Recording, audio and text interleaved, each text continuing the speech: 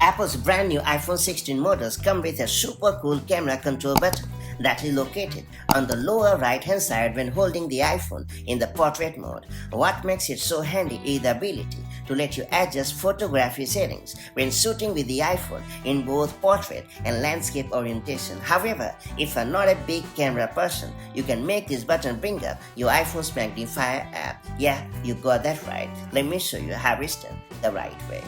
So first up, you have to launch the settings app on your iPhone. Then select the camera app.